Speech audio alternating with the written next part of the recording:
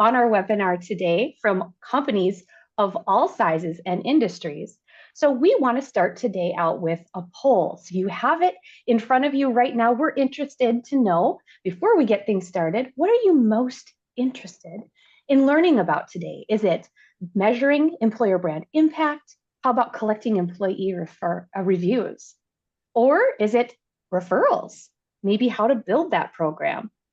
Is it in general just creating a culture of advocacy? Let us know. Go ahead and select one of those, and you can actually say on each one whether you're most excited or least excited about any of these. Our panelists will be able to see your answers and hopefully do a little crafting of our webinar to curtail to those expectations. So thank you for weighing in. Today's goal is to definitely provide you with valuable and actionable ways to enhance your employer brand. So without further ado, let's go ahead and get things kicked off. My name is Amy Giesinger, by the way. I'll be your facilitator today. As the Vice President of Marketing for Doherty Staffing Solutions, Dahl Consulting, I get to handle a lot of wonderful employment brand related elements in my role. But I'm going to take a back seat and actually lean into providing opportunities for these amazing panelists to showcase their expertise moving forward. Now, if you haven't already noticed, we're using a little bit of a superpower and superhero theme. And so on theme, I'm going to go ahead and actually share with you what I feel my superpower is that I bring to our organizations, and it's positivity. I feel like many times throughout my career, there's been lots of good opportunities to make lemonade out of sometimes lemons that are handed our way. And so helping my teams do that is something that I genuinely get a lot of value out of myself. So without further ado, let me go ahead and start introductions. So first and foremost is, of course, my close colleague, Melissa Jaden. Now, Melissa's superpower, if you didn't already know at Doherty and Dahl, is giving time. She is a great time giver to anyone who needs her time. Melissa, tell us more about you. Thank you, Amy. Hi, everyone. Welcome. Excited to share some insight today about employer brand. My name is Melissa Jaden. I am the Senior Human Resource Manager for both Doherty Staffing Solution and Dahl Consulting. I work with our internal employees as well as provide some consulting with our internal employees for our clients as it relates to HR matters. And I think from an HR perspective, giving time to employees, whether it's they have a question related to benefits or challenges that they're experiencing, or just listening to feedback that they might have, is so important, and making that a priority throughout my day. If someone stops by, is just important to give that gift of time to others. I love that. Thanks, Melissa. Up next, we have Stacy Van Meter. She is an executive level HR professional from Blue Cross Blue Shield of Minnesota. And her actually superpower, which I think is really interesting, is she describes herself as a disruptor. Stacy, introduce yourself and tell us more about that. Thanks, Amy. I appreciate it. And thanks all of you who are here today. I say disruptor because I'm honestly an entrepreneur, an innovator at heart. Love, geek is the word for me. Love to figure things out and bring a different lens to everything that we do. I have been working in employment branding for over 15 years, when it first really kind of became a thing many years ago, and people were like, how do we think about employment branding in a different way? And so what I believe, superpower or not, that I can bring to that is, again, that different lens. How do we think about what we do, everything that we do differently? So I'm excited to be here. I manage at Blue Cross Blue Shield right now. I manage our talent acquisition, employment brand, HRIS, people analytics departments. Wonderful. All right, we're going to switch a little bit from our HR folks, and we're going to go to a couple of our external experts. So first is going to be Eric Gregg, and his superpower, even though he was actually a little waffly right before the call started, I still think it's an amazing superpower, Greg. It's making data fun. Eric is here from Clearly Rated. Go ahead, Eric. Thanks, Amy, and thank you for the nice introduction. Yeah, I think I was competing with Stacy for the title of geekiest superpower, but we'll see who comes out on top on that one. But yes, I'm Eric Craig. I'm the founder of Clearly Rated, which is a firm that measures client and employee satisfaction, primarily in the staffing industry. And so we have sort of long connected that experience with the sort of public version of that experience in the employer brand, and have done, about a decade and a half of research on that subject. So very excited to share some of the things that we've learned on that. And I think it's a really important topic. Excellent, thank you. Last but certainly not least is our friend Rachel Arnold. She is from Staffing Referrals. Rachel's superpower is reading the emotion and energy in the room. Well, Rachel, the floor is yours. Awesome. Thanks, Amy. So yeah, I'm Rachel Arnold, VP of Customer Experience at Staffing Referrals. I have been with our team for a little over 3 years, but in the staffing space as a whole for a little over 9. Staffing Referrals helps to automate, track, and manage staffing agencies' referral programs so that they can put their money back into their talent as opposed to spending money on job boards. And reading energies and feeling energies in the room is kind of like my little secret superpower, because I'm also a yoga instructor, and you have to really be able to do that. And it's interesting how that translates in both my passion project and then also in my professional world. Oh, excellent. I love that. All right, now that we have introduced our panel of experts, let's get things started. In today's competitive job market, building a strong brand is not just about promoting products or services. It is a crucial element in shaping your company's reputation as an employer. In fact, in a recent LinkedIn report that I read, 72% of recruiting leaders globally actually stated that an employer brand has a significant impact on hiring. A strong employer brand can give an organization a huge competitive edge in attracting and retaining talent. That's why we're here. So Melissa, why don't you kick us off in this discussion with some of the thoughts you have on the power of an employer brand in hiring? Thanks, Amy. From an employer brand perspective, it really starts from that time that job seeker is looking for an opportunity.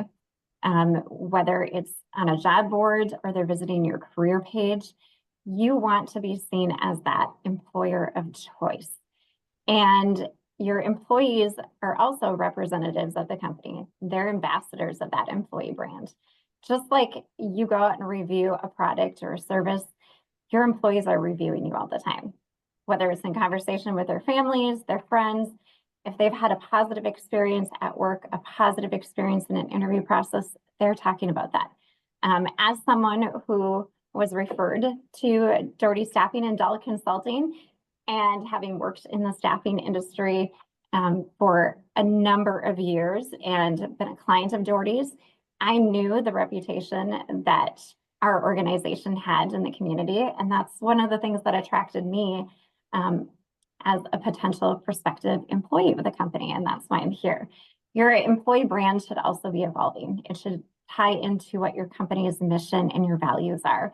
And that should be woven into how your employees experience the company. And seeking that feedback from your employees is so important and helping improve your employee experience.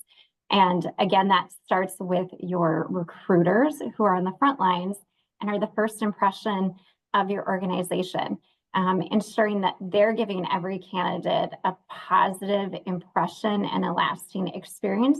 Because even if they're not the right individual for a position that currently have, doesn't mean that they might not be a future consumer of the products that you have or a future employee as you look to build a pipeline to create other resources. We participate in a top workplaces survey with Intergage, and we partner with them. And the little cherry on the top is the recognition from both a state and national level as a top workplace, which is a great marketing tool. But the most important part of that is the feedback that we're getting from our employees and how we take that feedback and we utilize that to make our employer brand better for the employees that work here. And culture ties in with that employer brand. And we're all ambassadors of that and ambassadors of creating a culture for a company that isn't just HR who is the carrier and the messenger of that, but that is every single employee. And so it's important that we're all striving to create that great employer brand that makes ourselves the employer of choice. It takes a village, doesn't it? It does. Perfect. Eric, tell us a little bit more about what Clearly Rated can share with us on this foundational topic. Yeah, so we've been getting feedback from job candidates on their role in the search, and for over a decade. And so much of what Melissa is saying is just sort of music to my ears. The impact of the feedback and how seriously you all take the feedback is a real best practice. I think oftentimes people will try to build an employer brand through marketing and storytelling when it's really ultimately built by creating positive experiences, and then finding ways to amplify those stories of your internal employees, or your temporary employees if you're looking at that audience. So when we look at job candidates, what we understand is that, especially as you look at Gen Y and younger, which by 2029 is going to be about 2/3 of the workforce. So right around the corner, going to be 2/3 of the workforce. And how they choose an organization and a career opportunity is much more distinct than how a Gen Xer like myself or a baby boomer has historically made those choices. There's a broad list, so many more criteria, of which the culture and the purpose and what it feels like, the team. We often talk about how people don't quit jobs, they quit managers. But our research suggests that they actually quit teams as much as they quit managers. And so finding ways to create the ability for people to really build relationships with each other, not just with their managers, is a really important piece of that. When we look at this, I know we'll talk reviews later, but when we look at this, what we have seen in our research is that the employer reviews are actually as important or more important even than a personal referral. And it sort of makes sense, right? If Rachel recommends a great place in New Orleans for me to eat, why would I not go and see? Maybe Rachel has very different tastes than I do. Why would I not go and see if there's hundreds of other people that have gone to that restaurant, what they think of that? And when we think of it as employment, this is like a much more important decision. So why would people not digest as much information as they can? And that is every form of that employer brand, and even the company brand overall. It used to be that employer brand and brand were very distinct, but as purpose and sort of pride in the organization that you're working for became more and more important to Gen Y and younger, and really everybody, but specifically Gen Y and younger, what we see is that the overall image that the company is portraying is really, really important. I love that. That's fabulous. Thanks, Eric. And I've never heard that fact before, that people quit their teams. Oh my Yeah, goodness. yeah, it's very true. Yeah. Well, Stacy, this is definitely something that I know you have a ton of experience with. So please share. Blue Cross Blue Shield of Minnesota, what are you guys doing? Yeah, when it comes to employer brand, it's not something you can control, right? But you can influence it. So just like we heard from Melissa and from Eric, is that you need to ensure that you tease out those stories, that you're, from a content perspective, always think like digital librarian, whether it's TA, employment branding, within HR, you have this person who cultivates that great content to get out there.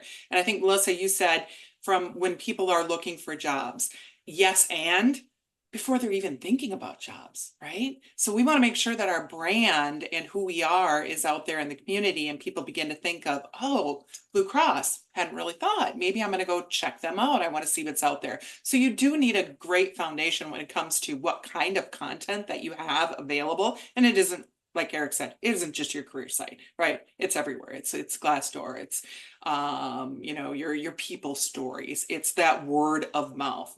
So I think I'll leave it at that because we're still at our first question, correct? We are. All We're right. getting, that's okay. Otherwise, There's lots more to come.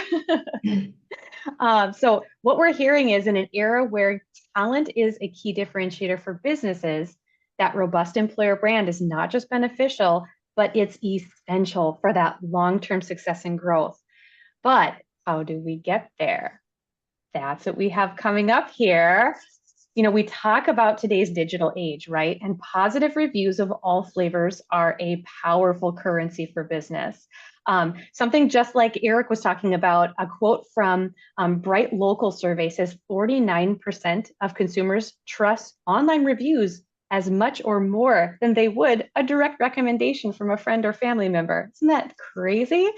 And LinkedIn tells us that 75% of job seekers consider an employer's brand and reputation before even applying for a job, just like Stacy was talking about. So Stacy, continue the conversation with us and talk a little bit more about the online review component of this. Yeah, I mean, online reviews are so important. You all said it, the balance between if we're shopping for a product or service, right? Do we factor that in? Eric, you said if it's a job, it's even more important. People have so many places to go, whether it's obviously the big ones, Indeed, Glassdoor, but there's Comparably, Vault, The Muse, Kununu, Career Bliss. There's a lot of water cooler type social sites out there where people share information. What we did decide to do, and I've had this work in a previous organization that I was in, so I knew it was very successful, is to implement what I just am calling a sentiment activation program. Because what we know is that for the most part, when people are putting reviews on Glassdoor or Indeed, it tends towards the negative. Oh, I had this terrible, just like it would anywhere, right? I went to this restaurant, this was horrible. There's more people that will tend towards the negative than the positive. So what we need to do is think about ways to encourage our current employees to tell their stories, people who have been here. And we think about inflection points. Where is it really a great opportunity to ask? Not required, but to ask, hey, would you be willing to share your story online? And we focused on Glassdoor and Indeed, just because they're the really the most viewed when it comes to people looking for sentiment. But we will send out notes for new hires, when people are promoted, when people have a significant anniversary, 5, 10, 15 years, for our interns, for retirees, our senior leaders we asked to participate, our ARG group. So we're really getting the entire company involved in how do we ask to share your story. And what we saw over, it took us about 6 months. We moved from a score on Glassdoor of 3.5 to 4.0. So it works, right? And that is lending the positive to, people who might be out, telling a different kind of story on sentiment sites. Absolutely, couldn't agree more. Eric, I know sentiment is certainly something that Clearly Rated likes to measure as well, but you call it a little something different. Share with us a little bit more about positive reviews and Clearly Rated.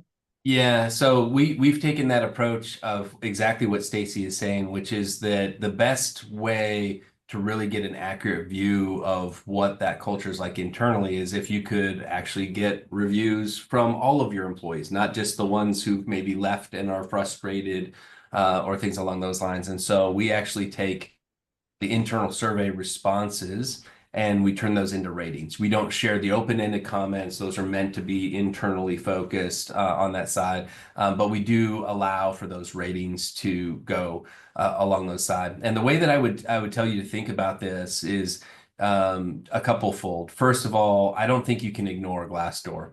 You might get away with ignoring Indeed, but you can't really ignore Glassdoor. It just is a part of how people start to vet a potential opportunity that they look at. It comes up far and away more than anything else. But more broadly, what I would say is that you want to do two things. You want to be able to have as consistent of a story as possible across all of these sites. If somebody goes to Glassdoor and they see a 2.5, but they go to Clearly Rated and they see a 4.7, that 4.7 is not going to have the same impact, right? But if they go to Glassdoor and they see a 4.0, and they go to Clearly Rated and they see a 4.3, and they go to Indeed and they see a 4.1, well, now they're just building trust in each of those statements. And then, they talk to some people that are there and they have positive things to say. And they look at sort of the social media feeds, and that kind of resonates with the type of place that they could see themselves at, right? You just want to tell that consistent story. And the reviews are such a critical component of that, because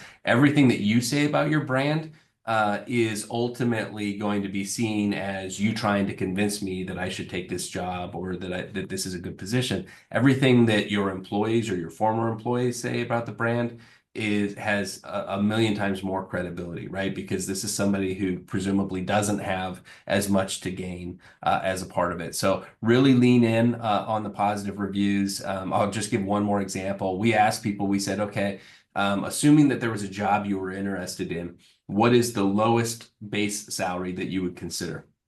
And they put in a number, and this was about 1,000 respondents. So a lot of different numbers, everything from, pretty low to pretty high. And then we a couple questions later, we came back and we said, if there was a position that you were interested in and the base salary was this, and we put in a number that we knew was 10% less than the number that they had said was the bare minimum that they would consider. And we said, but it was at a place that had really strong online reviews, or a place that had a great reputation for employees. Would you accept that job?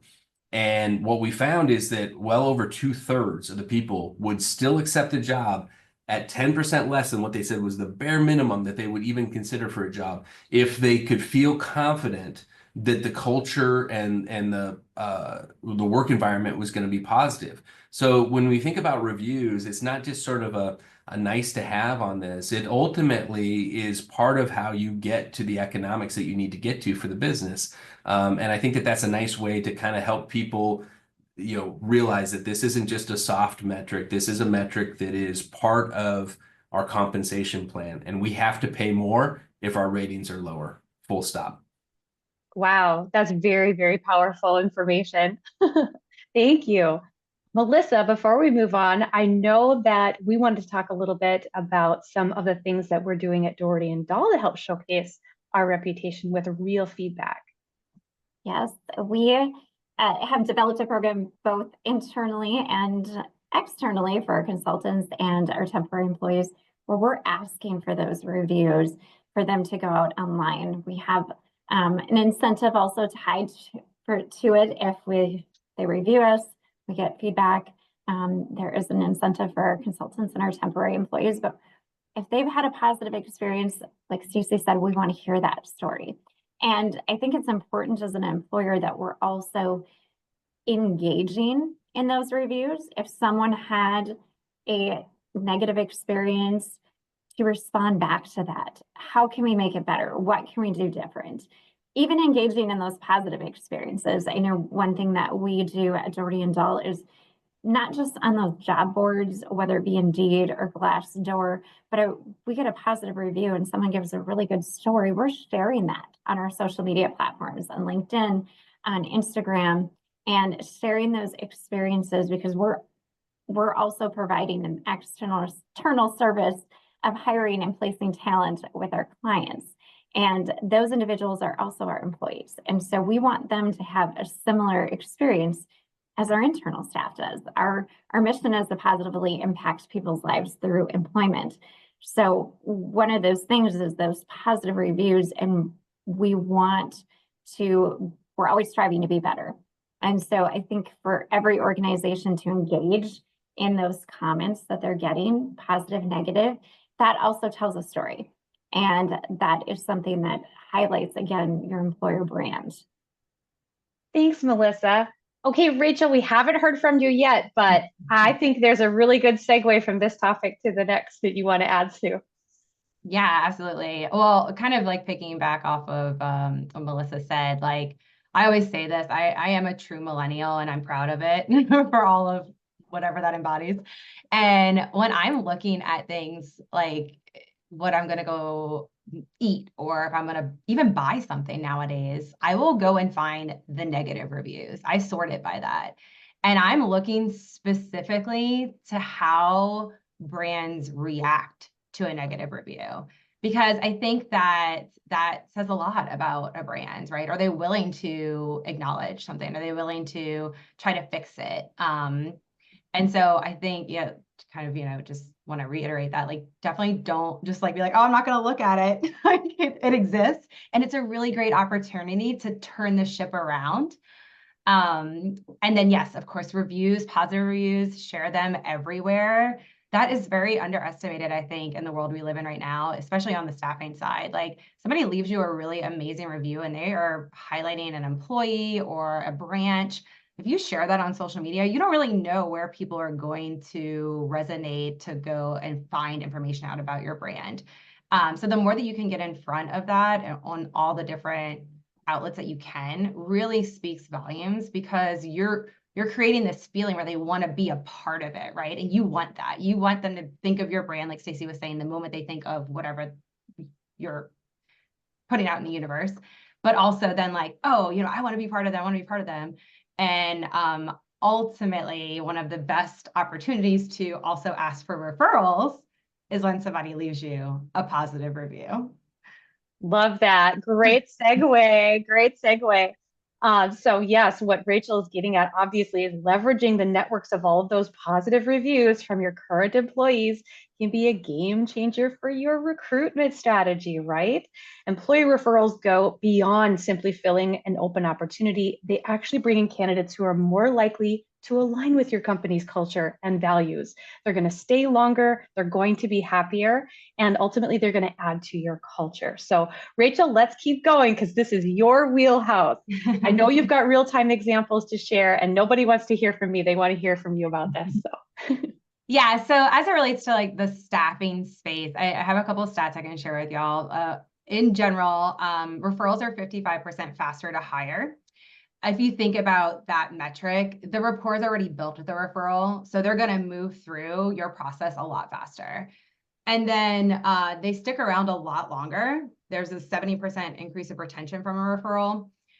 And it's like, okay, well then why not? Why wouldn't you put effort there? And in general, like if you think about your brand, you're probably like, okay, yeah, I think we get a good amount of people from referrals. That's usually what people tell me. And I've launched over 100 successful referral programs.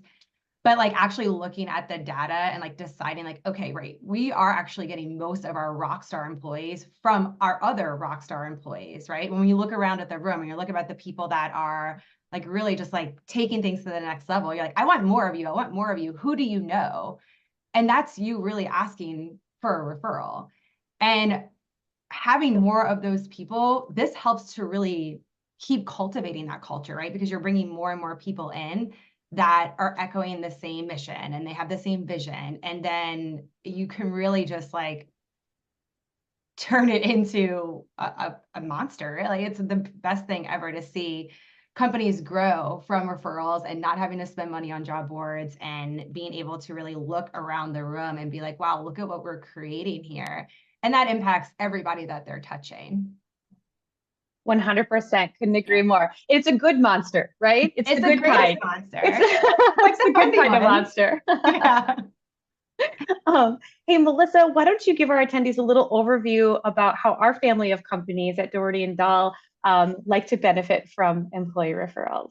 Absolutely. I think Rachel touched on this, that vision, having those referrals, they're going to align with what your vision and your mission is when they're connected with other individuals that probably have the same vision and values and mission in mind. And internally, we have a culture of referral, whether it's working with our temporary and consultants externally or internal, is we're always asking, who do you know?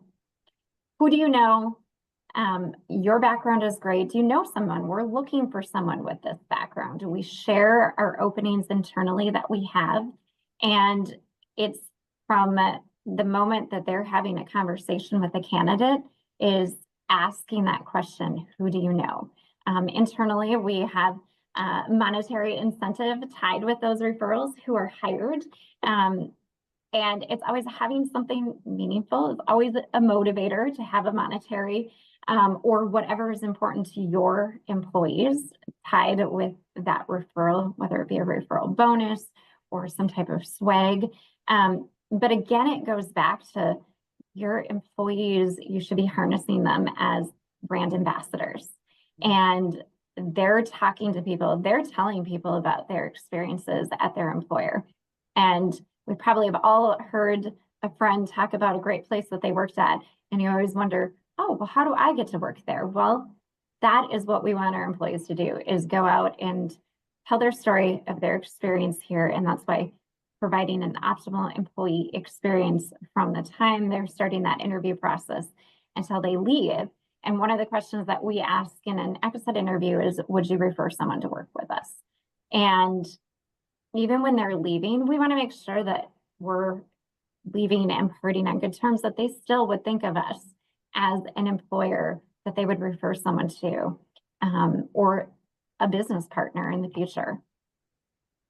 That's perfect. That's perfect. Before we kind of get into the next step, so we've covered the why. Next is a little bit more around the how to build an employee referral program. We have another poll for our audience to kind of take part in, our attendees. So poll's going to come up here in just a minute. So do you currently have an employee referral program? Go ahead and answer one of those. Not yet, it's in the works. Yes, but it needs improvement, or have one and love it. Because the next section that we're going to talk about with building an employee referral program also talks about a little bit more of the building blocks. How do you lay the foundation? How do you build on a current one?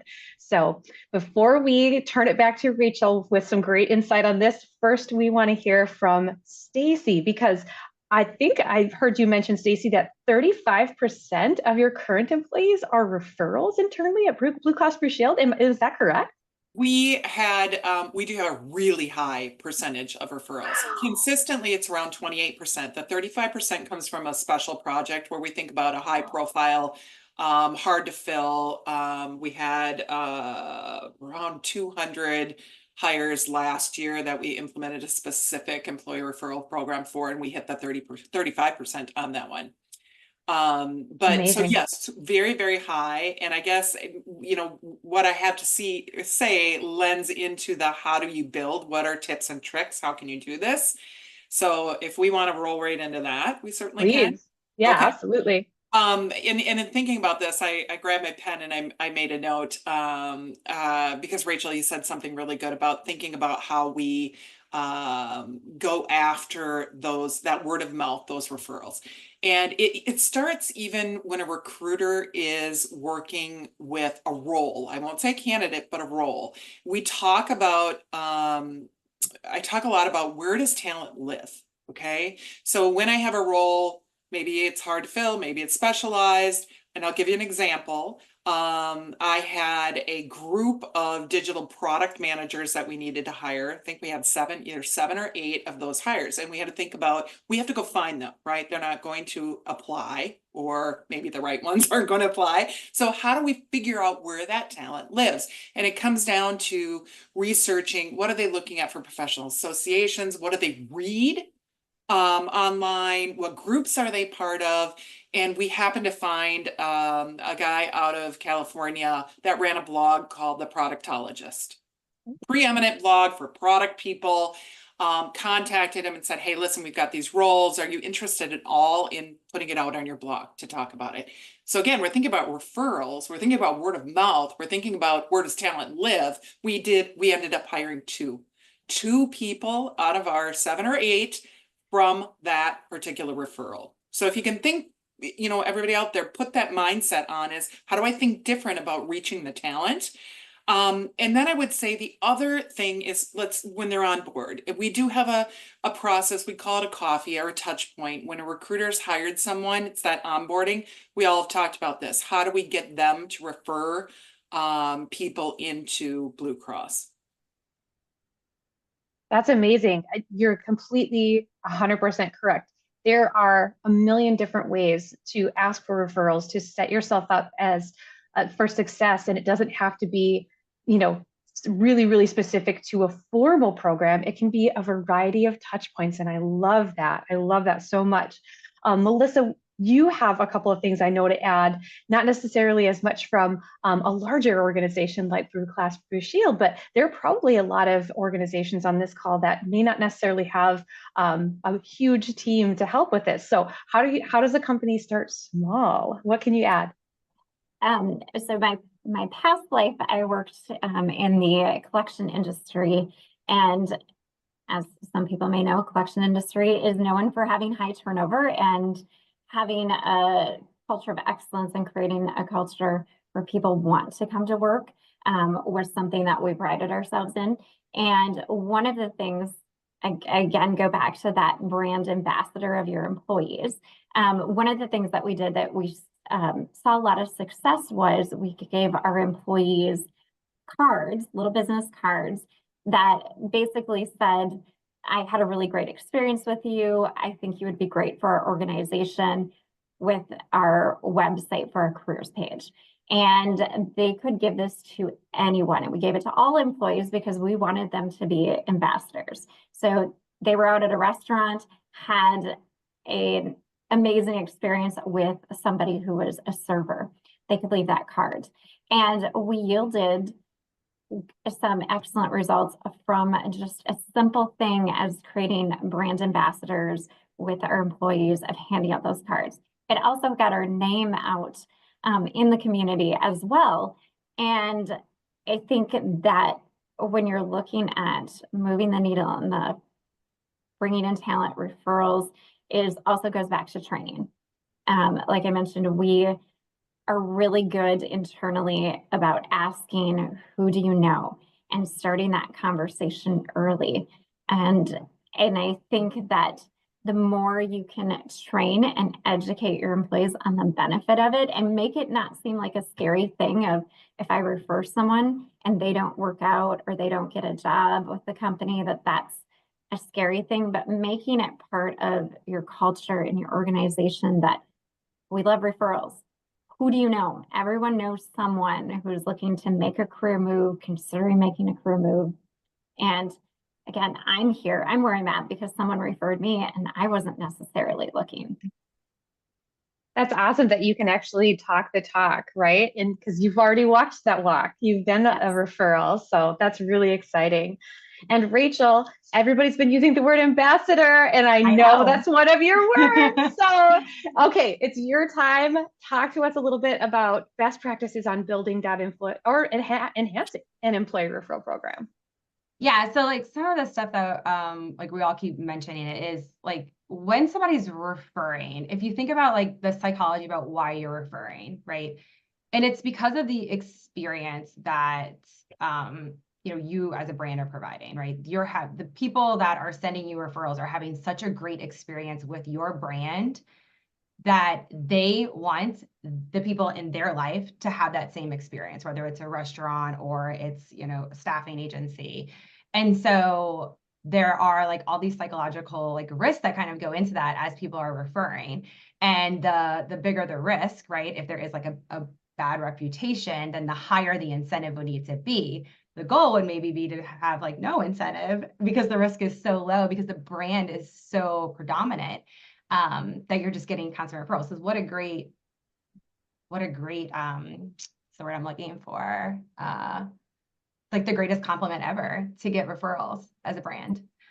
And so, we talk a lot about that whenever we're looking at potential customers will come to us, because the cards, right? We used to have that too at my former agency. Kind of how staffing referrals even came to existence is the ability to digitize a referral program, and allowing the cards to be then more digital. But I can remember back in the day going to a restaurant when I had a retail store and giving somebody my business card because they were such a great server. So like that real life example.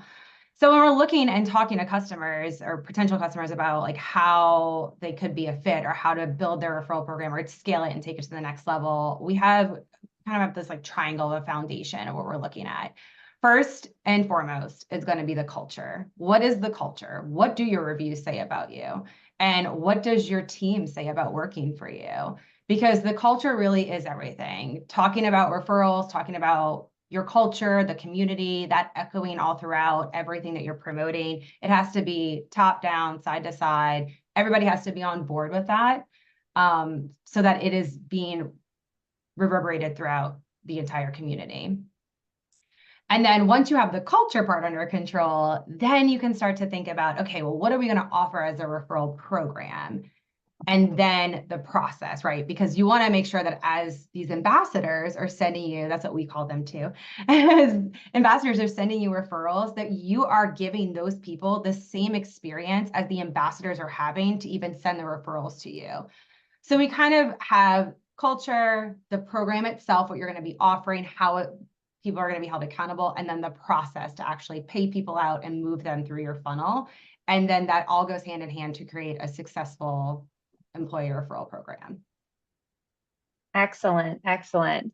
And that was a great segue into our next conversation that we're going to have. It is all about creating that culture of advocacy, because a part of motivating employees to promote your business is making work feel meaningful, right? So that's maybe sustainability or diversity or philanthropy. Honestly, creating a mission bigger than the business you do or the product you sell is a huge way to engage employees and then in turn create those brand ambassadors. So it all kind of starts with culture. And we get to come back to Eric now and talk a little bit about what Clearly Rated has found that works really well with this topic in general. Yeah, so what we know is that people want to work within an organization that they're proud of and that it means something to that. And as we look at the referrals, one of the questions that came in from Jennifer, who's one of the attendees, I thought was really good. What if employees are not thrilled with the company now? How can we get employee referrals? And I think that what Rachel is saying is exactly right, right? There's a risk, perceived risk of saying, hey, you should look at this position. And so one thing that we have seen really matters when we look at retention of temporary employees or we look at retention of full-time employees, the same story has held true, which is that it's not just their satisfaction that drives whether or not they leave. Of course, a more dissatisfied employee is more likely to leave, but actually the more powerful indicator is dissatisfaction combined with a lack of optimism. And I think that this goes into the referral programs as well, which is to say that, everybody goes through up and down times. And at the end of the day, if you're not creating an employee experience that people can get excited about, not everybody's going to be excited about everything, but if you can find those people that are excited about it and get them to really share their experiences, that's a positive. But you have to have that at the core. But once you do have at least a portion of that, help point those employees to the future that you're collectively building. And I think you can use the employee referral program as an opportunity for them to actively build the culture of the future. We talked about how important team is. And as you look at this, here's an opportunity, employee, to help us build the team and the culture that matters for us as we go forward. And so I think that this is where we've over the last decade we've talked a lot about authentic brands and authentic leadership. And this is where we really have to, I think, be clear as to what culture we're building, recognizing that there are different cultures that will, that you can have a startup culture that is a lot of hours and not a lot of flexibility, but really high energy, and that will appeal to some people. It will not appeal to others. You can also have a very supportive culture that will appeal to others and will feel like we're spending too much time talking about our feelings to other people. So just be clear as to what your culture is, live that culture, and then find ways to really inspire your employees to kind of tie what they're passionate about with that employment experience. I love that. And culture is something that's a two-sided coin. It's inside your company, but then it's also how your employer brand, and we've talked about this on that initial topic, is reflected in the community. So Yes. I know Melissa has some things to talk about on how Doherty utilizes our external employer brand to align and take our internal culture and actually point it externally. Melissa. Yes, where our service, we provide a service to the community. As a staffing firm, we are working with individuals in the community to help impact their lives by providing employment opportunities for them. So it's important to us from a company perspective to serve not just the communities that our offices are in, but the communities that our clients are in as well, and our employees work in. And we're passionate about being involved in the community, whether that's from a volunteer perspective. Our employees get 8 hours of volunteer time per year to volunteer in an organization, a nonprofit that they're passionate about.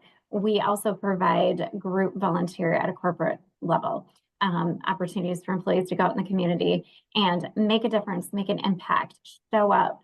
And then we also give opportunities if our employees are serving on a board, or they have an organization that they consistently are involved in and volunteer with, or they participate in 5K events and charitable donations where our philanthropic, we will donate monetary funds to those organizations that our employees are passionate about. We've done some partnerships over the years, from a opportunity at a corporate level for employees to participate with the 9/11 Day, that organization that is servicing food shelves and food donations by making meal packs. And it's on the National Day of Service and Remembrance for 9/11. We've had the opportunity to partner 2 years in a row with them. We partner with Toys for Tots and Kids in Need, and we do donation drives as well. So we give our employees lots of different opportunities to get involved in the community, to give back. And it's an important thing to our organization to volunteer in the gift, again, the gift of time, giving others time and service.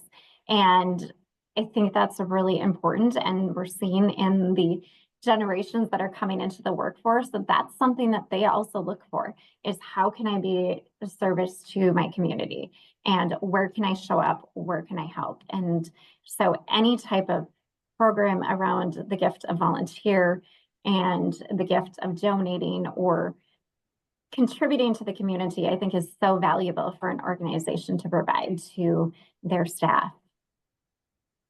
Amazing. I couldn't agree more. Stacy, I know Blue Cross Blue Shield of Minnesota also has a very strong advocacy program for your culture. Talk a little bit about that, please. Yeah, I think what I would love to do is talk a little bit about taking this down a notch. We talk about enterprise, right? Culture. One of the things I think is really important from an employment brand standpoint is thinking about candidate experience, right? And we do have a full enterprise-wide candidate experience initiative, if you will.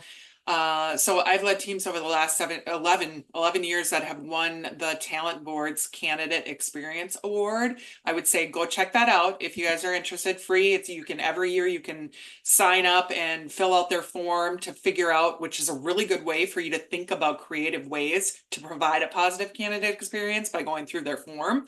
But there's so many things that we do, touch points from the very beginning. And what I would say is when you go for the award, you're trying to get feedback from people who didn't get the job. So 90% of our respondents from this award were people who didn't get the job, yet rated us super high on how they felt. Would they apply again? How did the experience feel? And a lot of that comes down to, again, it's not big company. It's not a lot of resources. It's what your recruiters can do every day when they're talking to candidates, is that they don't cut anything short. They show up on time. They do their prep work. And then if the person is not a fit, they're transparent and honest and give them feedback and say, hey, you know what? You might want to change that or add something to your resume for the future that will help propel them. The people go away and say, God, what a great, I didn't get the job, but what a great company and a great experience I had. So it's that kind of culture we're trying to build through candidate experience. That's amazing, Stacey. Someone even asked, can you mention that website one more time? Yeah, go to the Talent Board Candidate Experience. Talent Board Candidate Experience. Thank you. Just Google Wow. that. Yeah, no, that's fabulous. All right, we have covered all of our topics and we have time for some questions, more that could come in here. So have a couple that kind of feel like a same theme here going on. Employment is certainly something that fluctuates throughout communities, in different organizations, and it can certainly impact our employer brand. So if our employer reputation has been maybe taken down a few notches, what are some advice that any of our panelists can give to our attendees to maybe take that first step in rebuilding their employer reputation in a community that's maybe seen some unfortunate fluctuations in a workforce? I think that Panelists? goes back to engaging in those comments, the reviews that are made online as an employer, and how you respond to them, and ensuring that you're giving that attention to each respondent to be able to build that reputation. And also showcasing, maybe getting more involved in the community if that's one of the pieces to rebuild that brand, and partnering with organizations in the community. Yeah, I think it depends on what, the reputation is, right? And what you're trying to overcome. And then you focus your efforts there. So if it is like, you went through a rough time and had to let some of your staff go, and that kind of just tanked all your reviews on Glassdoor. Well, when you get funding again and you're trying to change that narrative, maybe you go back to some of those people and try to get them back on board and have them rewrite a review, right? Because once you identify the issue, just like anything else, right? You have to slow down, to speed up, you got to zoom out. What's the issue? Address that. And then you can start to promote the solving of the problem, right? To change the narrative, to make sure that you're addressing, right? You're not hiding, you're addressing it, but in a way that feels good. So then you can start to get more reviews and start to kind of overcome that reputation. It's about being transparent again, right, Eric?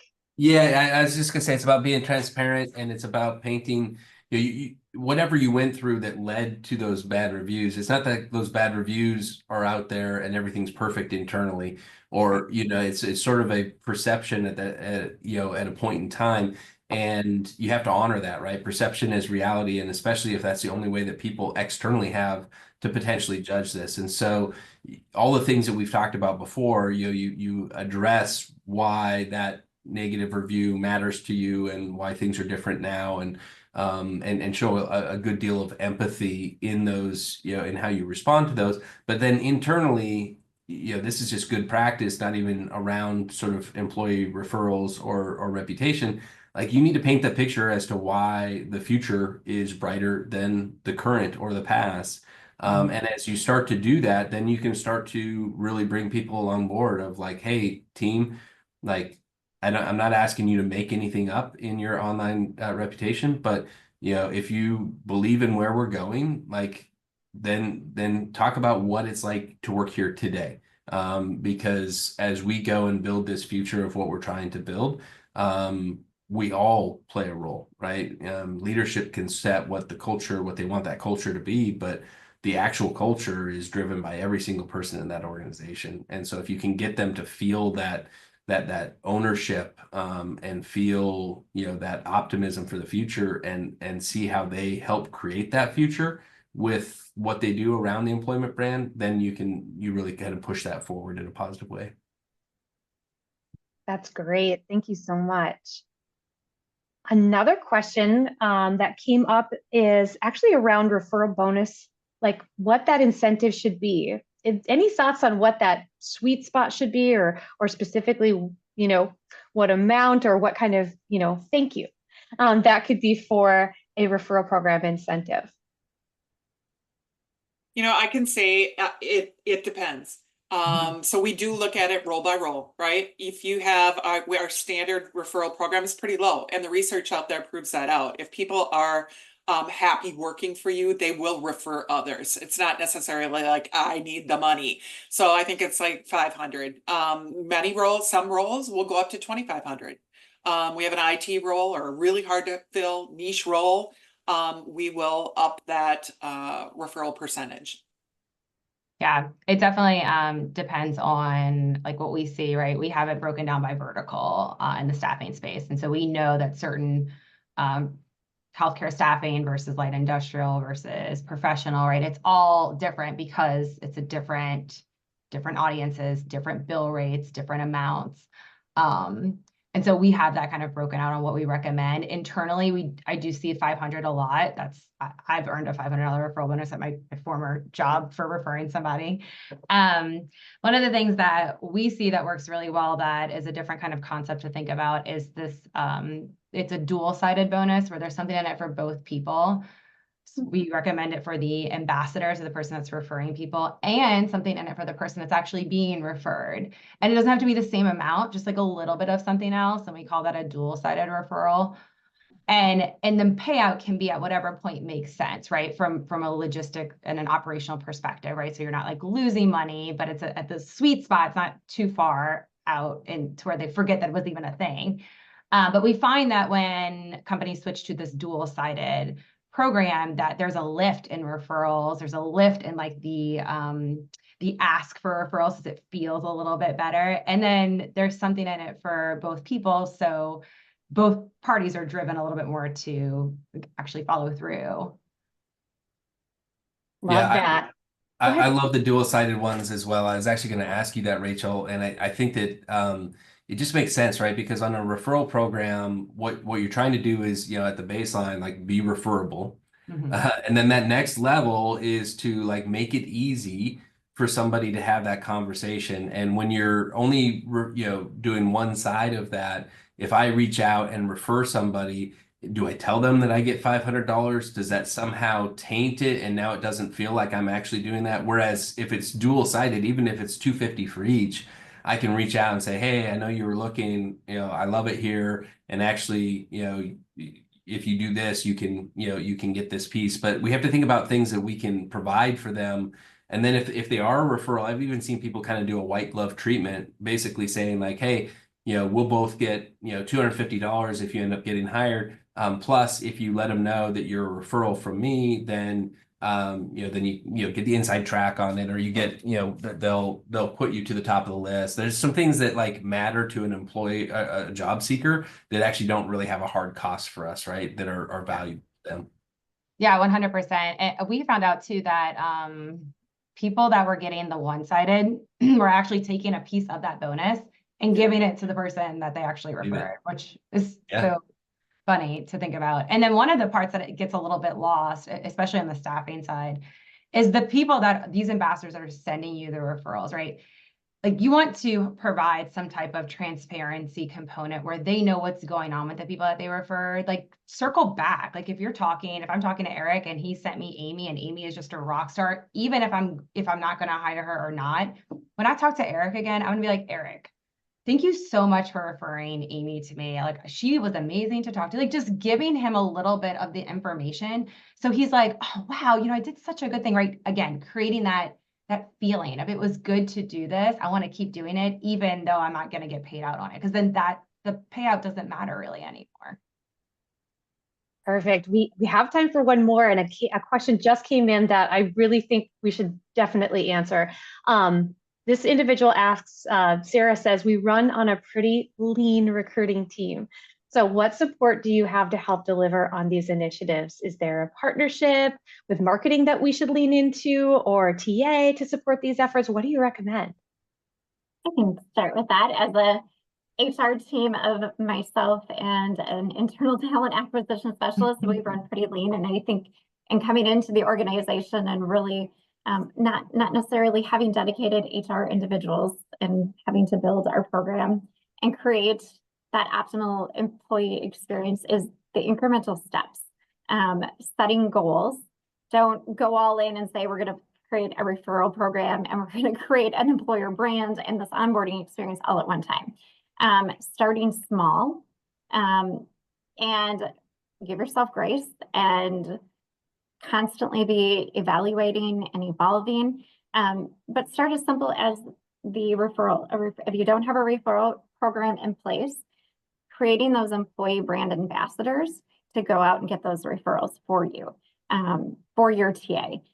Partnering, if you have a marketing team, partnering with marketing. I know that has been instrumental for us from an internal standpoint for not only our recruiting efforts externally, but internally, just from an employee brand and experience. So if you're able to leverage those partnerships with marketing and collaborate with them, it's good to have a dedicated, if you have the resources, to have a dedicated talent acquisition specialist to support maybe more of the referral or even the frontline onboarding process and that start of that employee experience. That's a good place to start, but collectively collaborating, utilizing your resources. But start small, give yourself grace, set a goal for what you want to implement each quarter, and eventually you'll get there. I think the only thing I would add to that, you know, if you have a lean team, we know that we're in the digital world now. Technology helps with that. So anything that you can do to help assist, whether it's some type of like HubSpot automation or digital referral program, like there's probably a couple technology tools that you could fold in that helps to arm the team. I actually like to think about automation as putting on like the superhero outfit. I say that in a lot of webinars because it is like automation and technology is only as good as humans allow it to be. And it can be the thing that really takes you to the next level and gives, like, you know, the ability to fly, because it enables your team to then do much more. It depends on what you're doing to which technology would help, but I would definitely think if you have a lean team, looking at some technology tools to help you. That's great advice. That's great advice. I know, wow, we've run all the way up to a couple minutes over even. We have one last poll. If you're still around, please let us know after today's discussion. Are there any steps you're going to take to improve your employer brand? This is a multiple choice, so feel free to select all if you are that happy with everything that you've heard and you're going to tackle it all. If you're a lean team, like mentioned, maybe one rock or quarter at a time so you're not overwhelmed. Last thing is a piece of bonus content. So thank you, first of all, to our panelists. Thank you for my behind the scenes friend that's been helping us transition through and run everything in the background today, Danielle Casey, my close colleague. But as mentioned earlier, this event has been recorded and it will be available for future on-demand viewing. So you'll get an email, everyone who has attended or RSVP'd soon, that you can access to rewatch this recording, re-listen to it. And as a bonus gift and a thank you for today, you're going to get a special edition of our newest Doherty and Dahl Discover e-magazine. So we cover all the topics we talked about in depth. I'm talking checklists, I'm talking to-dos and how-tos and infographics and all of that great stuff. So that'll be in your inbox as well. So we really hope everyone enjoyed today's webinar. Thank you so much for joining us and have a wonderful rest of your day. Thank you. Thank you. Everyone.